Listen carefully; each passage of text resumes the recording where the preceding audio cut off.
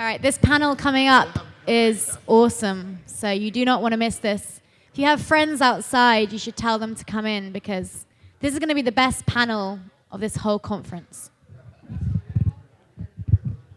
Best panel.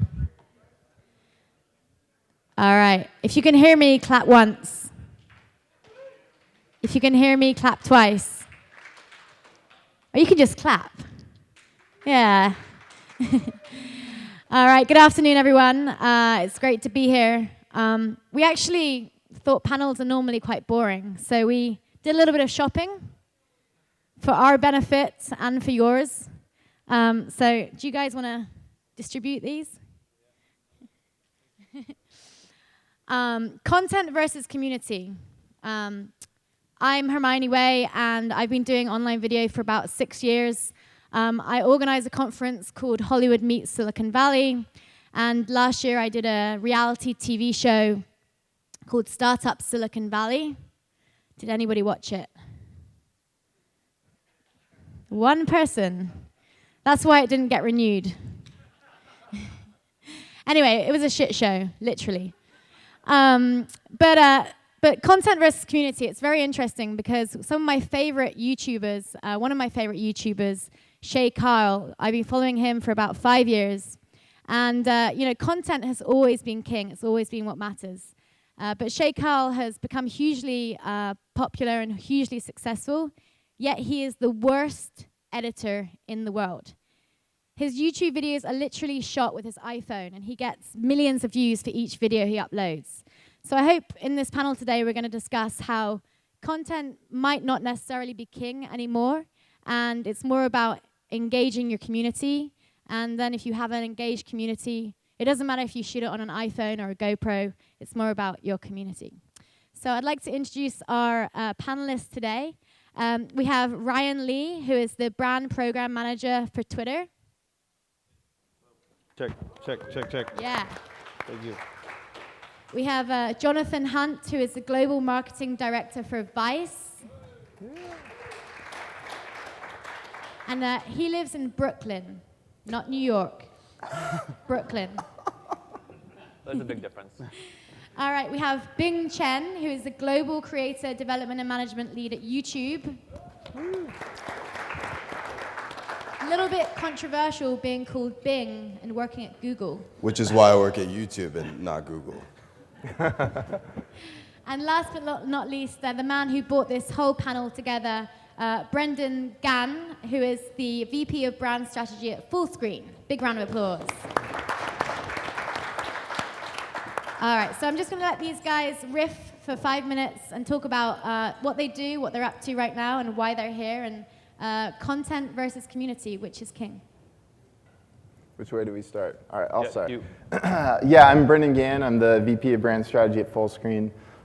For those of you who don't know Fullscreen, we're the largest independent multi-channel network. So basically, at a high level, we sign channels, YouTube channels with built-in followings, provide a variety of services for them, and then basically, sell their advertising and provide brand deals for them, stuff like that. And my role is really, working with brands to develop their online video campaigns, across like paid media and then with, online influencers and YouTubers, and as well as developing their communities and managing their channels.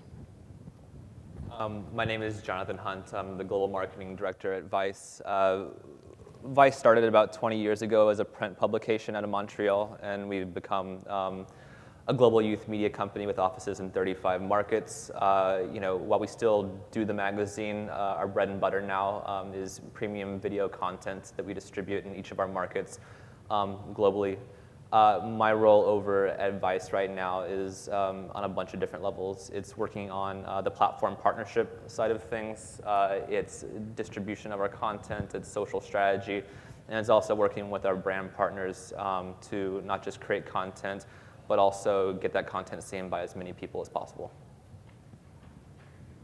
Hi, everybody.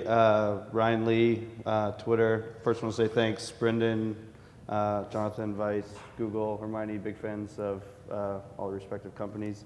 I work in the global brand strategy group, Twitter, which is basically kind of a creative agency within Twitter that services our top brands and our top advertisers. What that means is, they come to us, they want to do something innovative, cool on Twitter.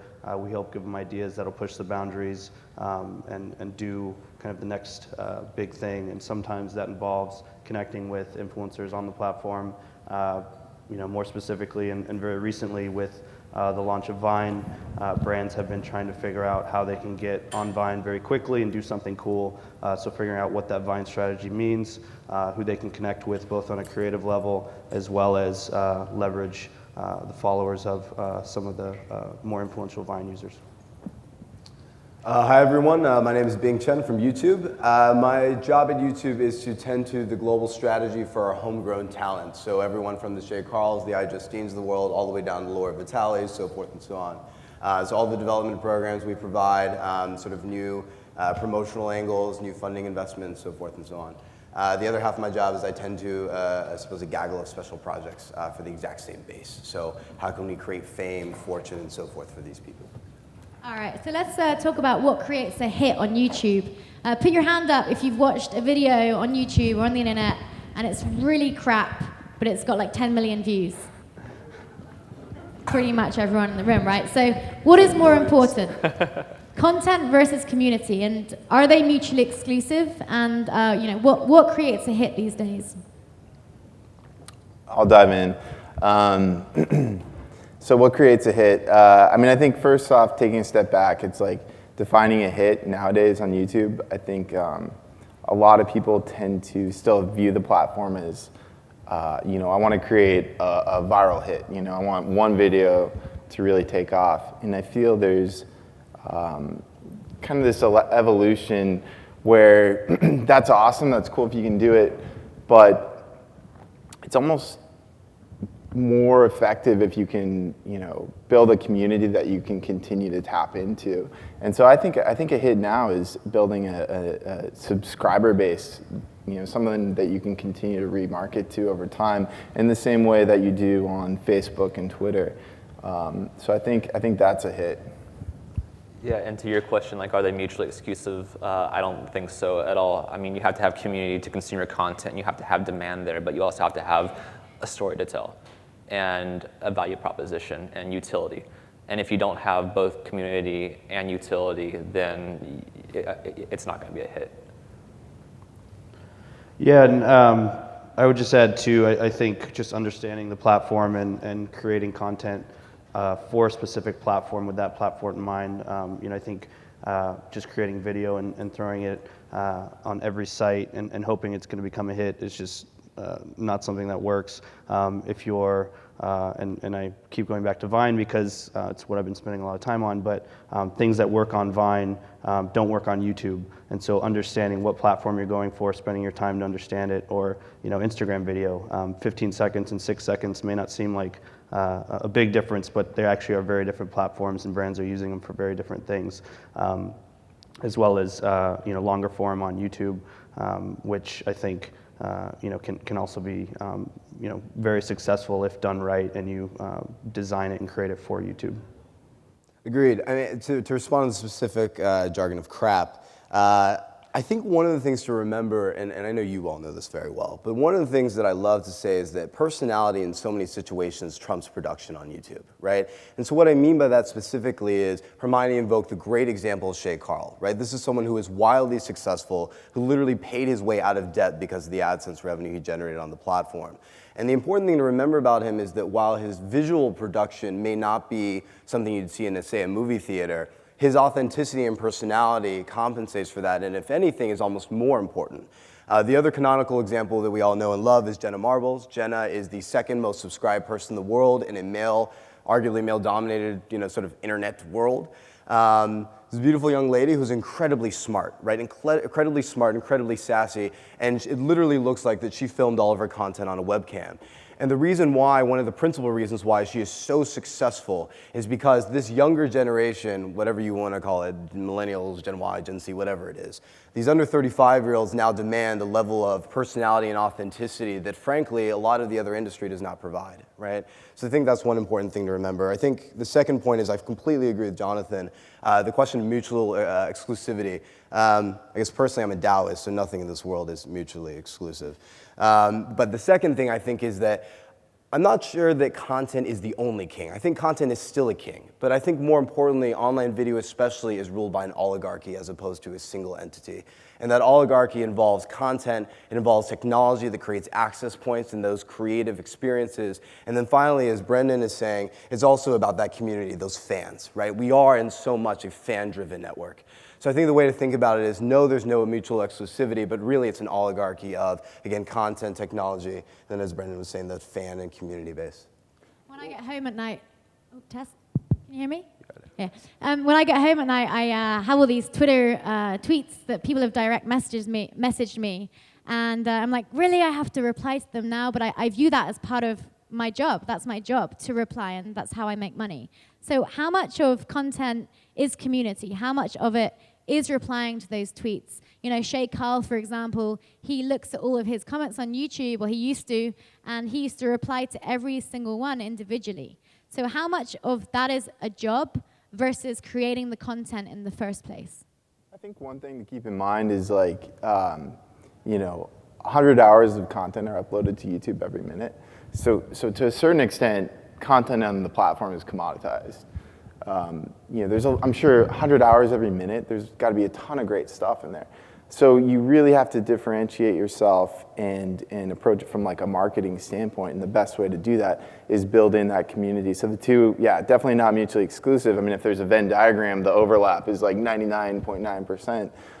And you've got to cultivate that community because, you know, if you just post and pray, it's not going to get anywhere when you're competing with that many people. So I think you know, making sure you invest in that fan base, and you know, whether it's work or play, it doesn't really matter because you're just not going to generate traction otherwise. And I would add to consistency, you know, those one-off viral hits of somebody getting kicked in the face and it's hilarious. Those people don't have millions of subscribers. They may have one video with millions of views, but the guys like Shay Carl or Phil DeFranco, these guys have consistently created content that they release it on the same schedule as maybe a TV show would. They have Mondays and Wednesdays. They upload their videos at a certain time. They have an intro, outro. Like their shows are as well thought out as, you know, a highly produced show, but it's for YouTube. So I'd say make sure, you know, think about consistency. Treat it as if, you know, treat the content as if it's, you know, absolutely a professional place, but doing it in a more fun, kind of personable way. And once you create that consistency, you'll build your community. And these guys, you know, have been doing it for 5 years and building their communities. Epic Mealtime is a great example of guys that just picked a theme, stuck with it, created content, and I think we're one of the fastest growing subscriber bases recently. And it seems ridiculous when you watch it, but there's actually a lot of intelligence that goes behind the creation and the execution of it. Yeah, and I think being said it best. You know, we say it a lot, and it's become almost this you know, stream of marketing rhetoric. But authenticity is absolutely key, 100%, and having, like you said, with Epic Mealtime, a unique value proposition. I mean, you know, whenever you know, we first launched our original partner channels, you know, on YouTube, you know, there were you know, almost prescribed to us this set of best practices that said, you know, create content that's 3 to 5 minutes long, have it host driven, you know, get in there, respond to comments, which we do, but you know, we started creating content and conforming our content to these set of parameters that was completely unlike the way that we've created content for the past 10 years. And we did it, and it failed miserably because it wasn't us, it wasn't authentic, and it wasn't Vice whatsoever. So then we were like, okay, well, you know, we're failing on YouTube, what's the problem? And then we started uploading the stuff that we filmed 5 years ago that was filmed on an HD cam, like a little handy cam that we were taking into, you know, these disparate locations around the world, and it was, you know, reaching a new audience that had never heard of Vice or seen our content before. And it was getting millions upon millions of video views. So, you know, going back to what being said, it's, you know, I mean, like I think at the very nucleus of, you know, how you actually make a hit, it's just staying true to yourself, it's being authentic, and it's coming up with this unique value proposition that's unlike anything else within the video marketing ecosystem. In terms of Vice as a publication, as a business, what moves the needle more? Is it digital or TV? It's always going to be digital for us. We know that is where the general youth population are consuming all of their media. It's the lion's share of our business revenue, but at the same time, we this year in April launched a show on HBO, and in theory exposed our content and the Vice brand to millions of people who had never heard of us before, which is incredible. And we're shooting season 2 now, and was just recently nominated for an Emmy. So it's been incredible just to go from being this monthly publication that was writing about the things that only interested us, which was sex, drugs, cool music, selvage denim, and then going outside of our own little stupid microcosm and exploring Iraq and going to Afghanistan and going to Liberia and going to North Korea, and then filming hundreds of hours of content and throwing it up on the internet, and some of it would stick and some of it would fail miserably, and then going to where we are now. It's just been an incredible trajectory. But going to what you asked me, it's just digital is the future. It is the future right now, and it's just going to be at the nucleus of our business indefinitely. And I think Vice's brand naturally is made for the internet because you're all about being organic and authentic. Would you agree with that? Yeah.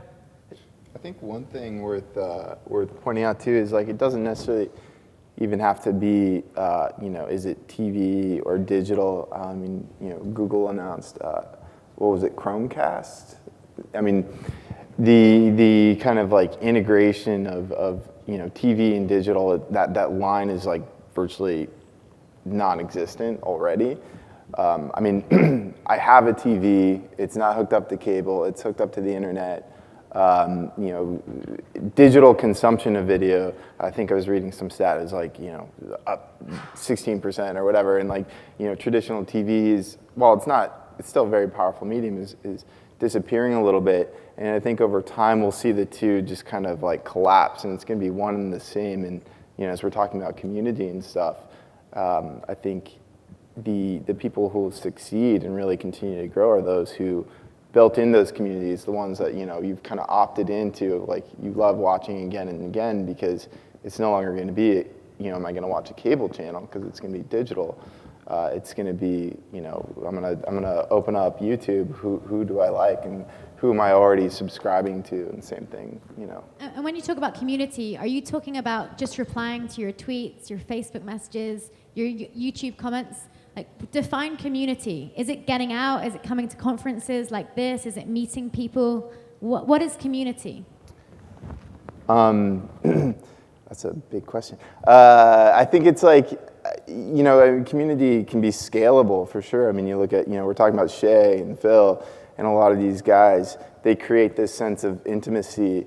They create kind of, this own, their own jargon and slang that, only their fans know and understand. And it creates this club, like a secret club. Yeah, this exclusive club that these people know, and they think, they're part of, for Phil, the nation.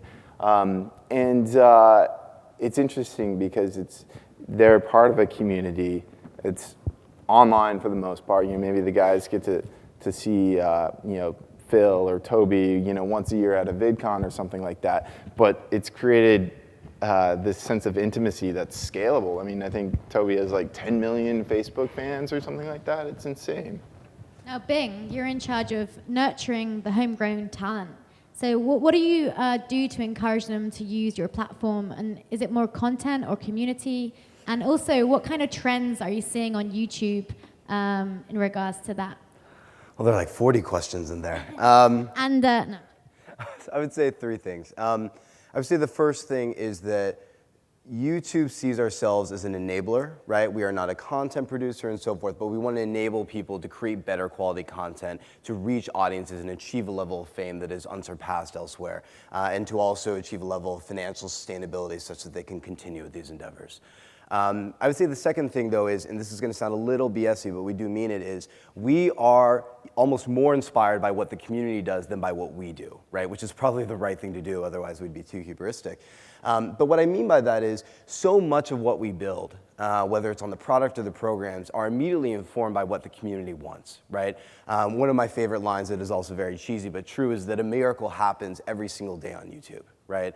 And so so much of that informs the types of efforts we produce. The final thing I'd say is this. In terms of helping people engage with communities and content, I would say, I might get in trouble for this, but I would put a plug for VidCon next week. We're going to be sharing some things that will help to further propel the community next Thursday, so check that out in Anaheim next week. But I'd say generally, I look at the world as three different things. Do you have great content? Do you have an incredible community and audience base? And are we able to sustain you, right? So with regards to the first, we have a slate, as Brendan was saying, sort of scalable education materials, whether they are online courses like the Creator Academy or the Playbook, but then also a host of more targeted resources once you sort of hit a certain level of performance. So as most of you know, we've invested in 3 different production facilities. There are more coming around the world. The goal of that is very altruistically to help and enable and empower our creator base to create better content. And it's as simple as that. There's no other goal beyond that, right? On the fan side, you'll see some other things that are coming next week, but immediately we do and are excited about building fan bases collectively for our various constituents. One of the examples is Comedy Week that happened earlier this year. We basically rallied a bunch of comedians, and the goal there is let's get a bunch of people that are excited about different forms of comedy together, and in turn will help to sort of move eyeballs around for various comedians on the platform. And then the final one, which is sustainability, is we of course care about putting money in our people's pockets. So we have a very robust ad platform. There are over 1 million advertisers on there. We work with over 2 million. Our sales force is going gangbusters. You probably saw earlier this year, voted the best sales force in the world by Ad Age. So we have that. We also have a host of other ancillary revenue opportunities because we want people to create YouTube-based businesses. Some examples of that are many of our musicians leverage our platform to sell music downloads. Sounds very obvious, but this is something that we actively enable. And then sort of there's a host of other things as well.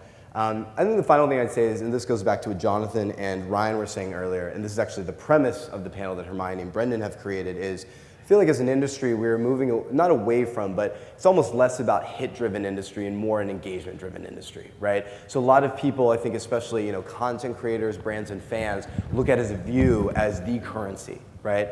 And certainly a view will always be important and hits will always be important, but increasingly it's about that engagement, right? Would you rather have 100,000 people that are true evangelists for your brand, that will buy you, talk about you, share you? Or would you rather have 1 million hits of people that maybe saw you and liked your page?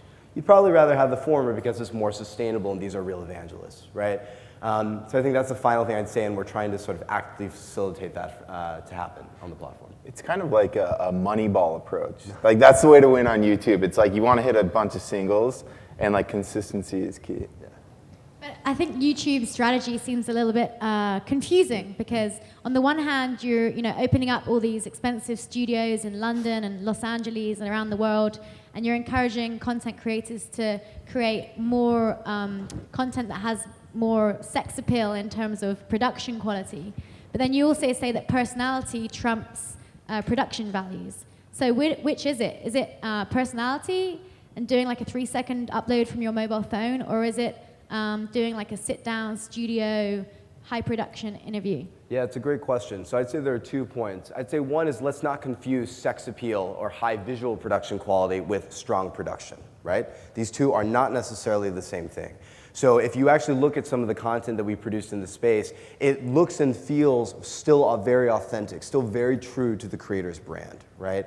The second thing I would say, and this goes to the personality versus production question, I again am a Taoist. I'm not trying to be sort of an evangelist here, but nothing is sort of one or the other, right? And so the real answer is it depends on who you are, right? So sometimes you will want to be that strong personality. Shay is one of the strongest and sort of friendliest, gregarious personalities in the world, right? Sometimes you'll want that. Other times you want to be a filmmaker like Freddie W. It's a different kind of a personality because it's a little more behind the camera. You let the special effects speak for you, but there's still personality there nonetheless. So it really depends on who you are and what makes the most sense for your brand. There is no panacea. There's no silver bullet for a brand, right? So I think that's how I'd say. Okay, Ryan, let's talk about Vine because now the kids are doing 3-second videos on Vine, 6-second videos on Vine, and they're getting Clearly, you're not a thousands- Vine user. Sorry. Instagram video. She does love Twitter though, so it's okay. She's halfway there. Yeah. So. So they're uploading videos via their mobile on Vine, 6-second videos, and they're getting millions of hits, bypassing YouTube completely. Twitter has traditionally been the distributor for YouTube. So how does that affect Twitter, and how does that affect YouTube? Yeah, definitely. And before I forget, if anybody hasn't checked out the Vice North Korea, please check it out. It's amazing content. I wanted to say that earlier, but please do. I think it's a great question. And what I've seen on Vine that's been very interesting to me is it's almost what I saw with the YouTube creators 5 years ago. The communities are being built. They're all good friends, but it's a different set. There are, iJustine and D-Storm who are huge on YouTube, have kind of transferred and started doing content on Vine, and it's a very different style. What they do on Vine is completely different than what they do on YouTube, but I've also seen a new community of people that never had YouTube channels and are now kind of doing the same thing that happened on YouTube. They're banding together, they're partnering with each other, collaborating. Brands are just knocking down our door, trying to figure out what their Vine strategy should be. And some of the first creators were actually not necessarily personalities at all. They were very just creative stop motion animation people, or just almost creative directors. And Lowe's, I'm not sure if anybody saw the Lowe's 6-second tips. Lowe's partnered with one of kind of the early adopters of Vine, Megan Signoli. She helped them create these 6-second fix-it tips. Lowe's is a brand that I have never really considered them to be anybody. I mean, there's Home Depot and then there's that other company. They've won a huge amount of awards with these 6-second tips, and basically kind of, I think, revamped their whole approach, and all they did was very creatively jump on the platform early, partner with somebody who knew the platform, and do something that was authentic and cool. And if you see some of the responses to this content, it's like, wow, thank you, that was actually very helpful. And that's what a brand, I think, really needs to figure out, like, what's going to be that thing that somebody's going to say, wow, thank you, like, that was very helpful. That's why I'm following you on social media, because you're providing some sort of value, not go buy this, go buy this. Like, nobody wants to follow a brand that just says, go buy this, go buy this. Can you give us an example of what brands have done on Vine? Yeah, definitely. I mean, MTV just partnered recently with Koa, who also partnered with Peanuts to do kind of an animation around Charlie Brown. MTV announced their, I think it was the nominees for the MTV Awards. They used both Vine and Instagram video, but they partnered with Koa to do the animations. And Koa is a perfect example of somebody who was a stop motion animation guy on Vine. He's now, I just saw recently, launched a YouTube channel and doing very different stuff on YouTube. So it's almost like he's now using his community on Vine to try to grow his subscribership on YouTube. But once again, kind of doing very different stuff. Brands are just doing really interesting. I don't know, Doritos did a really cool campaign around Cinco de Mayo where they had a mariachi band play 6 seconds of a tune and asked people to name that tune. Really cool stuff. And a lot of these brands, are really just jumping into it themselves. Like, they realized that they could have a big impact early before it was very saturated. And we'll see, like I said, a very similar trend that we saw on YouTube where VaynerMedia, Gary Vaynerchuk, has now opened up a Vine talent agency and is actually selling packages to brands to connect them with Vine influencers, and this is something Fullscreen has pioneered on the YouTube area, but it's just really interesting to see it kind of re-happening again, just based off of a new platform launching. Now, Brendan, your background is brands, and you work with a lot of brands now. And earlier, I think you said something that very, very interesting, which is that content has become commoditized. So, as a brand, how do you work with them to reach fans and engage customers? And give us some examples. Yeah, totally. I mean, I think at a high level, one of the things we're pushing with brands are, well, two things I would say. Number one, collaborating with these influencers on the space.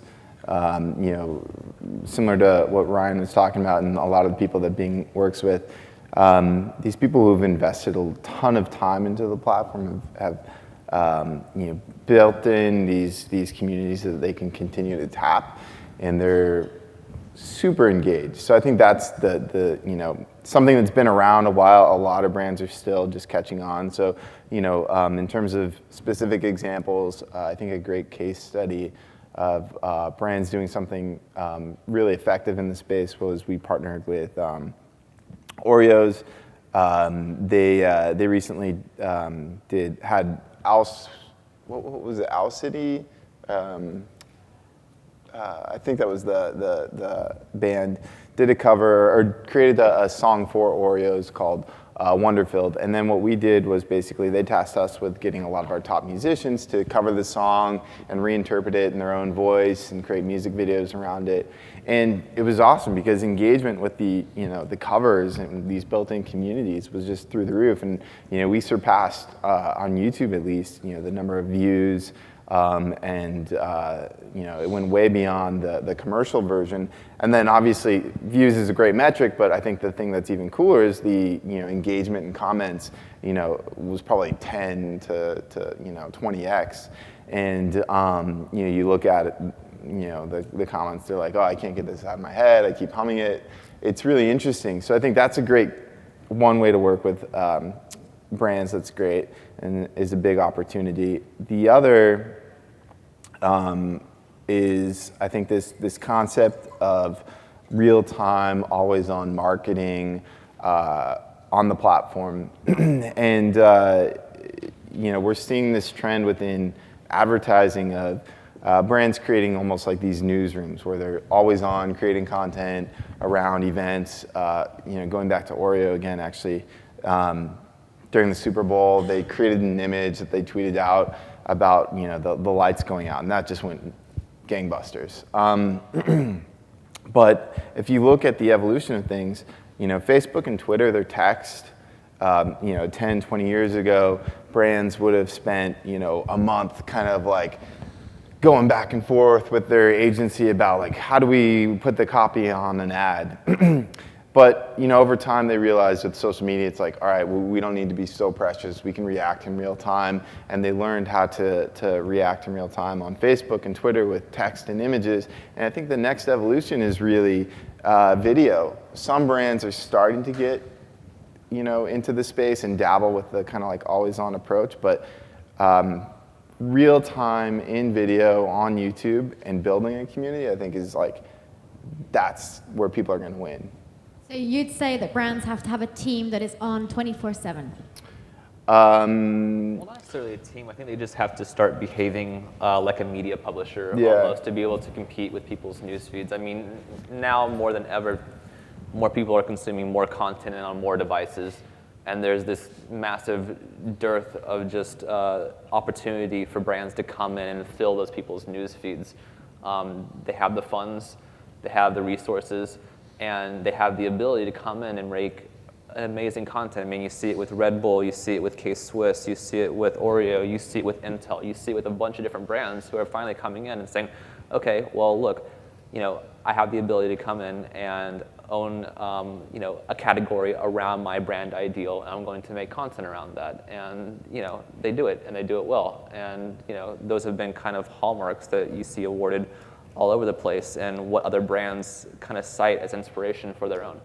I think the other important thing to remember is content creation doesn't mean you have to produce something, right?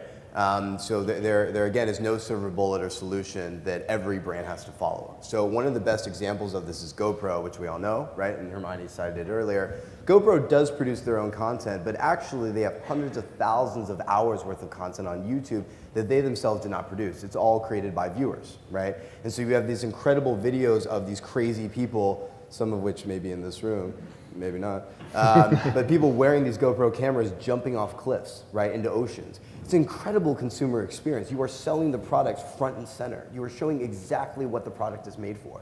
And GoPro, to their credit, has embraced these hundreds of thousands of hours of content. They effectively have not had to produce a thing, and they have all these evangelists for them. Orabrush is another hallmark example of this. All these people disgustingly scraping their tongue and showing what may or may not be living on there, right? And to, again, Orabrush's credit, and originally an SMB, they have tons of brand evangelists, right, because of this. And they have not had to produce their own content in sort of a big, big way. And so I consider, you know, other sort of strategies like curation, and there are many, many others. If it takes 5 minutes to tell your story, tell it in 5 minutes. If it takes 60 minutes, tell it in 60 minutes. If you have an amazing story, it'll take however long it needs to take. And just one thing to mention about Vice, you actually started off putting shorter videos to try and fit into YouTube. You make your videos kind of like YouTube-ish at the beginning, and that failed. And now you're putting your long-form, hour-long, half-an-hour shows, and they're doing incredibly well on YouTube. Most of them. Sorry? Most of them. Most of them. Yeah, there's still some bombs. Yeah, I think the best tip is probably collaboration is key. Tap into the existing evangelists, kind of low-hanging fruit, because there's already those built-in communities, and that cross-promotion is the best way to kind of elevate yourself within the platform. Okay, and we're going to take questions from the audience in just 1 second, but just to finish off this panel, in one sentence, content versus community, which is, actually I'm going to be a feminist, which is queen? Content versus community in one sentence. Are we defining it, or are we? Just your closing word. I maintain that online video is ruled by an oligarchy of content, technology, and communities. I think you need good content, and you need to harness the community to become a king in whatever you're trying to do. I would say they're both symbiotic. Without one, you don't have the other. Yeah, actually, I was going to say something. Yeah, no, I mean, like, ultimately, it's like providing value, and ideally, you've got to provide value to your community to continue to build it. So it's kind of synergy. All right, we got a question back there. Do we have a mic? Do you want to shout it? Yeah, I'll shout it. There's been a lot of focus on pre-recorded content. Are there any stories that you have to share around channels that have utilized the live feed feature? Probably for YouTube. We have many. My personal favorite example is the incredible Red Bull Stratosphere jump from space. This was an incredible live stream. I'm sure many of you have read about it. This young man, or mildly young man named Simon Boheimer, had whatever gusto to jump from space down back to Earth. And this was an incredible moment for that brand, Red Bull Media House, but also an incredible moment, I think, for humanity, right? This is just insane. So I think that's probably one of my favorite examples. Live is very important to the platform. As with many things on YouTube, we want to make that as a valuable feature available to more and more people. And you see sort of all different sorts of great examples of it. So Simon is one, Red Bull is one from a brand. There are tons of concerts that happen on YouTube as well, whether it's Coachella or Lollapalooza. You see individual vloggers hosting their own next generation newscast shows using our live platform as well. So it really runs the gamut. Actually, that's just one last interesting point to finish on. So if the last piece of advice, would you advise a company or a brand to do a live streaming 24-hour channel, or just have a team that's doing content on different platforms, but not necessarily live? Do you understand? I do. I would actually almost defer to Vice, but I would say you have to first ask yourself, what are you really trying to do? Don't just do a live show to do a live show, right? You wouldn't come to San Francisco just to come to San Francisco. You'd come because of this great conference, right? There's your plug. And so I'd say first, you have to really define your goals and what you're going after. And if live fits that, wonderful. We hope you come to YouTube. If not, then there are other strategies that I'm sure would work. But I feel like Vice is probably one of the experts in this too. Yeah, I mean, you took the words right out of my mouth. I mean, don't do it for the sake of doing it. Do it because you have a reason to do it. Brilliant. On that note, big round of applause for all of our panelists. Yes. And I'm sure these guys will be hanging around for a few hours if you have any other questions. Thank you very much. And if you want a beer. He's buying. Yep. Vice is buying.